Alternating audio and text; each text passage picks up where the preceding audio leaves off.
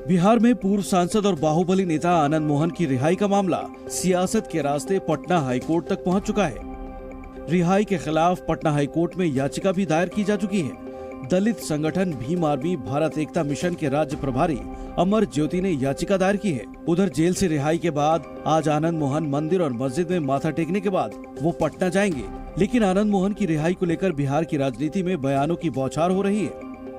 हालांकि बीजेपी के ही कुछ नेता अब आनंद मोहन की रिहाई को गलत नहीं मान रहे हैं। भारतीय जनता पार्टी के नेताओं का ये कहना है कि आनंद मोहन जी के आड़ में कई दुर्दांत अपराधियों को छोड़ा जा रहा है, ये गलत हो रहा है। आनंद मोहन जी के रिहाई को लेकर के कोई विरोध नहीं किया। सब लोग चाहते थे कि आनंद मोहन जी छूट रहे हैं, अच्छी बात है, खुशखबरी की बात है। लेकिन उनके आड़ में महागठबंधन अपराधियों को छोड़ रही है, ये दुखद है। वो आनंद मोहन जी के रिहाई से कहीं कोई उनको दिक्कत नहीं है। आनंद मोहन जी बहुत लंबे समय से जेल में रहे, तो उनको रिहाई मिलनी चाहिए थी। बिहार में पूर्व सांसद और बाहुबली नेता आनंद मोहन उमेश पाल मर्डर केस में अतीक अहमद के वकील सौलत हनीफ ने सीजेएम कोर्ट में अर्जी दाखिल की है। दरअसल सौलत हनीफ ने पुलिस की रिमांड की अर्जी पर जवाब देते हुए लिखा है कि पुलिस ने गलत तरीके से फंसाया है।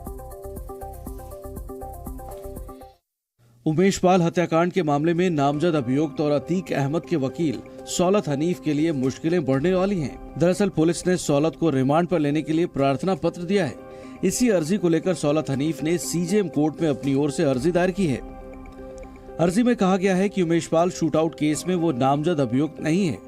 विवेचना में उसे गलत तरीके से फंसाया जा रहा है। उमेश पाल शूटआउट केस के विवेचक ने उसे पुलिस कस्टडी में लेने के लिए सीजेएम कोर्ट में प्रार्थना पत्र दिया है, जिसके तहत प्रार्थी को नैनी सेंट्रल जेल से तलब किया गया है। अर्जी में मांग की गई है कि कस्टडी देने से पूर्व आपत्ति पेश करने का अवसर दिया जाए। प्रार्थी को अपने अधिवक्ता के माध्यम से आपत्ति व तर्क प्रस्तुत करने का अवसर दिया जाए। ये बात सामने आई है कि सौलत ने असद को व्हाट्सएप पर उमेश की 10 तस्वीरें वारदात से 4 दिन पहले भेजी थी। 19 फरवरी को ये चैट हुआ था और 24 फरवरी को गोली बम बरसाकर उमेश पाल की हत्या कर दी गई थी। अतीक अहमद की मौत उसके खौफ के राज का अंत हो गया है। लेकिन अब जो कहानियां सामने आ रही हैं, वो ये बताती हैं कि अतीक ने अपने खौफ से न जाने कितनों लोगों को, कितने परिवारों को तबाह कर दिया था।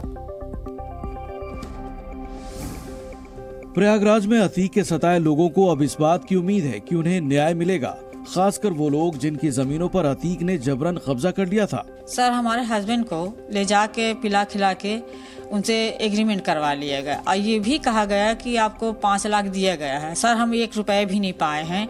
हमने थाने में रिपोर्ट भी की तो कहा ठीक है, कार्रवाई आपकी होगी, आप जाइए। अभी तक कोई कार्रवाई नहीं हुई हमारी। अगर मिल जाएगी तो ठीक है, अगर इनके राज में नहीं जमीन हमको मिलेगी, हम गरीब महिला को, तो फिर कभी नहीं मिल पाएगी ये जमीन हमको। ऐसे ही एक परिवार ने जी न्यूज से बातचीत की और बताया कि कैसे अतीक के गुर्गे मोहम्मद मुस्लिम ने उनकी जमीन पर कब्जा कर लिया था। इसके बाद पीड़ित परिवार के साथ जी न्यूज की टीम उस जमीन पर भी गई, जिसे लेकर परिवार को धमकियां दी जाती थी। उनके पति से एग्रीमेंट करा लिया गया है, उनके पति के नाम जमीन नहीं थी और उनके पति जी जब खत्म हो गए हैं, अब वो लोग आके दबाव बनाते हैं, चल के रजिस्ट्री कर दो, नहीं तो तुम लोग को जान से हाथ धोना पड़ जाएगा। दंतेवाड़ा में पुलिस काफिले पर किए गए नक्सलियों के हमले के बाद इलाके में सर्च ऑपरेशन जारी है। इस बीच छत्तीसगढ़ के मुख्यमंत्री भूपेश बघेल का कहना है कि किसी भी नक्सली को बख्शा नहीं जाएगा। वहीं गृह मंत्री अमित शाह ने छत्तीसगढ़ के मुख्यमंत्री से बात कर उन्हें हर संभव मदद का भरोसा दिया है। छत्तीसगढ़ के दंतेवाड़ा में नक्सलियों के हमले में डीआरजी के 10 जवान और एक ड्राइवर शहीद हो गए। नक्सलियों ने आईईडी ब्लास्ट कर हमले को अंजाम दिया। ये हमला दंतेवाड़ा जिले के अरनपुर थाना क्षेत्र में अरनपुर समेली के बीच हुआ। मंगलवार रात दरभा संभाग में माओवादियों की मौजूदगी की सूचना मिलने के बाद करीब 200 सुरक्षाकर्मी रवाना किए गए थे। बुधवार सुबह नहाड़ी गांव के पास गश्ती दल और नक्सलियों के बीच मुठभेड़ हुई, जिसके बाद 2 संदिग्ध नक्सलियों को गिरफ्तार किया गया। इसके बाद सुरक्षाकर्मी अपने बेस की ओर लौट रहे थे, तभी नक्सलियों ने काफिले के दूसरे वाहन को निशाना बनाया। आज लगभग 1:30 बजे सुरक्षा बलों के एक वाहन को निशाना बनाते हुए नक्सलियों ने अरनपुर थाना क्षेत्र में ब्लास्ट किया, जिससे कि 11 लोग शहीद हो गए, जिसमें 10 डीआरजी के सुरक्षाकर्मी हैं और एक सिविलियन ड्राइवर है, वाहन का ड्राइवर है। वो पहले दंतेवाड़ा लाया जाएगा, वहाँ पोस्टमार्टम वगैरह की जो कार्रवाई, जो लीगल प्रक्रिया वो होगी। दंतेवाड़ा में पहली बार डीआरजी जवानों पर बड़ा हमला हुआ है। नक्सली अब तक सीआरपीएफ जवानों को ही अपना निशाना बनाते रहे हैं। आज से श्रद्धालुओं के लिए बाबा बद्रीनाथ धाम के कपाट खुल गए हैं। सुबह 7:10 पर मंदिर के कपाट खुलने से पहले तक सज धज कर मंदिर का दरबार तैयार हो चुका है।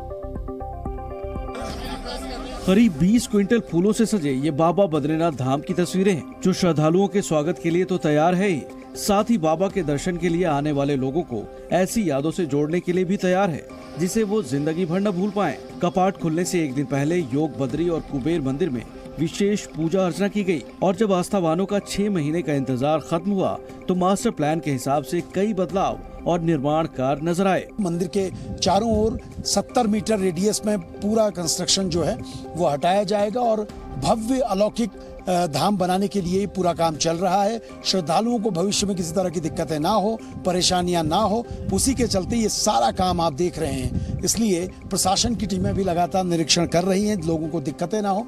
लेकिन मास्टर प्लान के काम के तहत ये सारी प्रक्रिया हो रही है और जल्द ही जब मास्टर प्लान का काम खत्म होगा तो बद्रीनाथ धाम के पूरी बद्रीनाथ की जो टाउनशिप है वो आपको अलग रंग में रंगी हुई नजर आएगी।